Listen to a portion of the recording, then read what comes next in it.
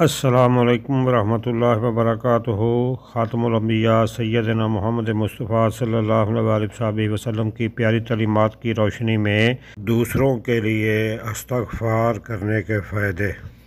الحمدللہ رب العالمین والصلاة والسلام علی رسولہ الامین، اما بعد، فعن عبادہ بن صامت رضی اللہ عنہ قال سمعت رسول اللہ صلی اللہ علیہ وسلم یقول من استغفر للمؤمنین والمؤمنات كتب اللہ له بكل مؤمن ومؤمنۃ حسنہ۔ آپ نے فرمایا جو مومنوں کے لیے استغفار کرتا ہے، یہ کہہ دیتا ہے اللہم اغفر للمؤمنین والمؤمنات والمسلمین والمسلمات، اے اللہ جتنے مومن ہیں تمام کو معاف کر دے، جتنی مومن عورتیں ہیں تمام کو معاف کر دے، جتنے مسلمان ہیں ان کے لیے معافی کی طلبگار ہوتا ہے۔ ان کے لیے اللہ نے کیا وعدہ کیا ہے؟ کتب اللہ لہ بکل مؤمن ومؤمنۃ حسنہ، ہر مومن مرد اور عورت جتنے بھی اس وقت ہیں جن کے لیے اس نے دعا کی، تمام کے برابر اس کی نیکیاں لکھی جائیں گی۔ خرجہ الطبرانی فی مسند الشامیین وحسنہ الالبانی فی صحیح الجامع۔ والذین جاہدوا فینا لنہدینہم سبلنا وان اللہ لمع المحسنین۔ تو جو اللہ کی راہ میں نکلتے ہیں اللہ بھی راستے ان کے لیے کھولتے ہیں، اور یہ تجارت مع اللہ، اللہ کے ساتھ جو تجارت ہے یہ سب سے بڑی تجارت ہے۔ والباقیات الصالحات خیر عند ربک ثوابا وخیر عملا۔ باقیات صالحات یہ اجر باقی رہنے والا، اب دنیا میں ملایین اکٹھے کر لیں یہیں چھوڑ کے جانا ہے، لیکن ایک نیکی جو آپ نے کمائی ہے وہ آخرت میں ہمیشہ کی زندگی کے لیے آپ کے ساتھ ہے، اور اس کا اجر کبھی ختم نہیں ہونے والا۔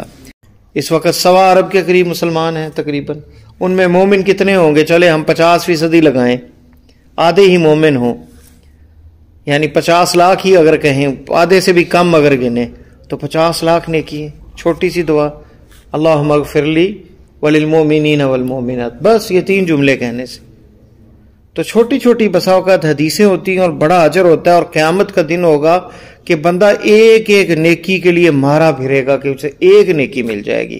یوم یفر المرء من اخیہ وامہ وابیہ وصاحبتہ وبنیہ، اس دن باپ بیٹے سے، ماں بیٹے سے۔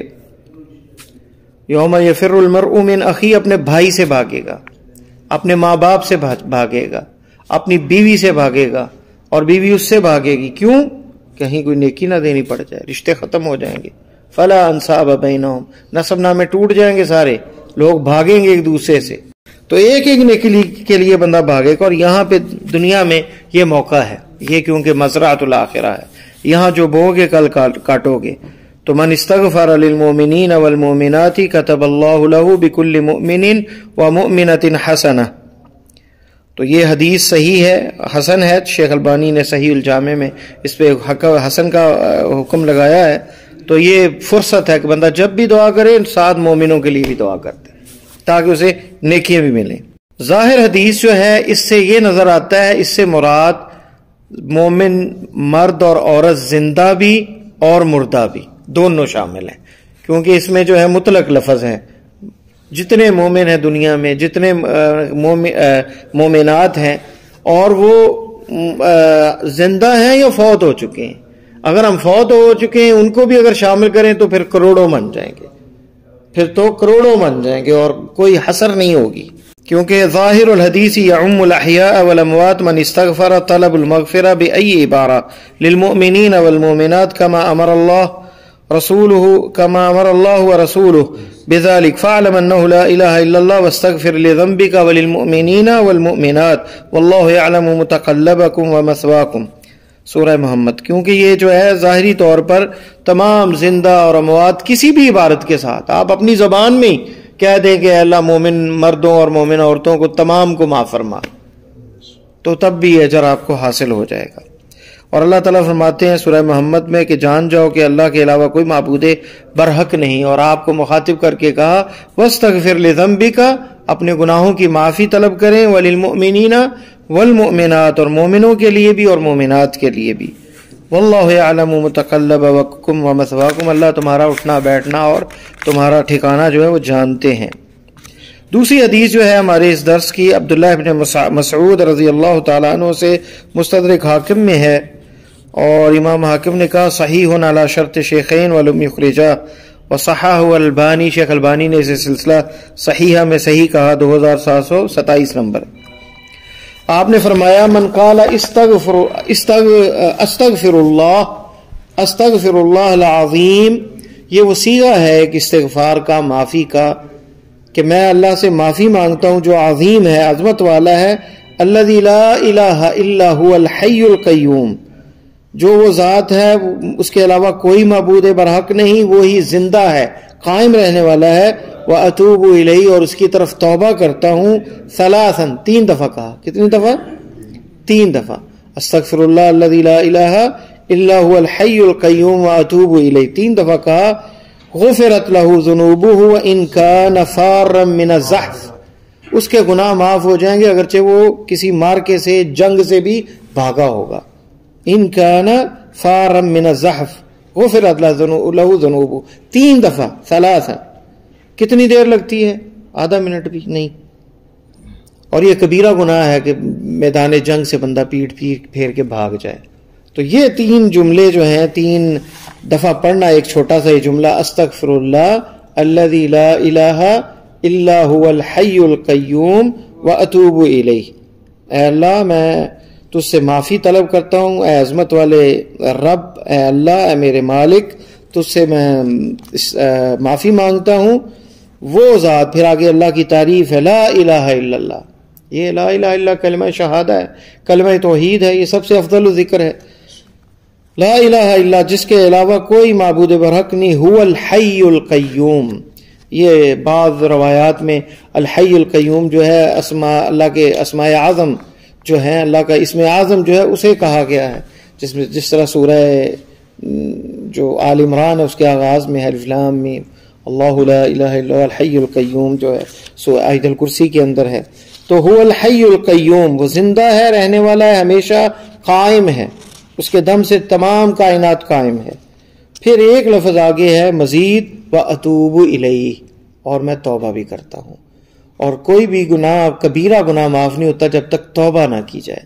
تو یہ ایک اعتبار سے جامع استغفار ہے کہ تمام گناہوں سے بھی معافی ہے اور ساتھ توبہ بھی اس میں کی جا رہی ہے تاکہ جو بڑے گناہ ہیں وہ بھی معاف ہو جائیں۔ اور یہ جو ثواب میں بتایا گیا ہے کہ بندہ جو ہے اگرچہ مارکہ جنگ سے بھاگا ہو، جہاد کے میدان سے بھاگا ہو، یہ کبیرہ گناہ ہے، اگر وہ بخشا جاتا ہے تو اور بڑے بڑے گناہ جو ہیں وہ معاف ہو سکتے ہیں۔ تو یہ بھی بندے کو ورد بنانا چاہیے، روز جو ہے ہر نماز کے بعد ہی 3 دفعہ پڑھ لے، یا 10 دفعہ پڑھ لے، یا صبح پڑھ لے، شام کو پڑھ لے، ایک روٹین بنا لے اپنی کہ استغفار کرے۔ اور نبی علیہ السلام ایک دن میں 70 دفعہ سے زیادہ، یا پھر بعض روایت میں 100 دفعہ سے زیادہ استغفار کرتے۔ مصعب ابن سعد کہتے ہیں حدثنی ابی، سعد رضی اللہ تعالیٰ سے روایت ہے کہ میرے باپ نے مجھے بیان کیا، قال كنا عند رسول اللہ صلی اللہ علیہ وسلم، ہم اللہ کے رسول صلی اللہ علیہ وسلم کے پاس تھے، فقال يعجز احدكم ان يكسب كل يوم 1000 حسنہ، کیا تم میں سے کوئی عاجز ہے، اتنا بھی کمزور ہو چکا ہے کہ روز 1000 نیکیاں کمائے؟ فسأله سائل من جلسائه، ایک ساتھ بیٹھنے والا جو مجلسی ہے، ساتھ بیٹھنے والا، اس نے سوال کیا، کیف یکسب احدنا 1000 حسنہ، کیسے ہم میں سے کوئی 1000 نیکیاں کمائے؟ جیسے میں یہاں کہہ دوں کہ تم اتنے عاجز ہو گئے کہ روز 1000 ریال نہیں کما سکتے، تو آپ فوراً ایک نہیں سارے بول پڑیں گے کیسے 1000 ریال کمائیں ہم؟ تو یہ 1000 نیکیوں کی بات ہو رہی جو کہ لاکھوں ریالوں سے بہتر ہے، یہ یہی رہ جانے والی دولت ہے اور یہ ہمیشہ رہنے والی ہے۔ قال یسبح 100 تسبیحہ، 100 دفعہ تسبیح، 100 دفعہ سبحان اللہ کہنا ہے، فیکتب له 1000 حسنہ، اس کے لیے 1000 نیکی لکھی جائے گی، او یحط عنہ 1000 خطیئہ، یا 100 گناہ اس کے معاف ہو جاتے ہیں۔ اور یہ روایت جو ہے صحیح مسلم میں ہے، کتاب الدعوات، باب فضل التہلیل والتسبیح والدعاء، اور حدیث کا نمبر ہے 6951۔ تو اندازہ کریں 100 دفعہ سبحان اللہ کہنے سے پاک ہے میرا اللہ، منزہ ہے ہر عیب سے، ہر نقص سے، نہ اس کا کوئی شریک ہے، نہ اس کا کوئی ہمسر ہے، نہ اس کا کوئی ند ہے، نہ کوئی برابر ہے، نہ اس کے ساتھ کسی کی عبادت کی جاتی ہے۔ سبحان اللہ، پاک ہے اللہ تعالیٰ ہر عیب اور نقص۔ یہ ہے وہ تسبیح جو کہ پوری کائنات، وَإِن مِّن شَيْءٍ إِلَّا يُسَبِّحُ بِحَمْدِهِ، ہر چیز، جماد، نبات، ہر چیز، زندہ مردہ، ہر چیز اللہ کی تسبیح بیان کر رہی ہے، حتیٰ کہ پہاڑ والجبال یسبحن، پہاڑ بھی اللہ کی تسبیح بیان کرتے ہیں. والرعد یسبح، اور جو ہے بجلی جو کڑکتی ہے یہ بھی اللہ کی تسبیح بیان کرتی ہے. تو ہر چیز من شیء، ہر چیز جو ہے چرند پرند اللہ کی تسبیح بیان کر رہے ہیں. قال بعض العلماء ان من قالها يكتب له 1000 حسنہ، بعض علماء نے کہا کہ جو یہ کہتا ہے اس کے لیے 1000 نیکیاں لکھی جاتی ہیں. ان لم يكن عليه خطیہ، اگر گناہ نہ اس کے ہوں. وان كانت عليه، اور لیکن اگر گناہ ہو فيحط بعض ويكتب بعض گناہ معاف ہو جائیں گے، بعض نیکیاں لکھی جائیں گی. ويمكن ان تكون او بمعنى الواو، اور یہ بھی معنی ہو سکتا ہے کہ او کا مطلب یہاں واو کے معنی ہو کہ دونوں ہی اجر لکھے جاتے ہیں.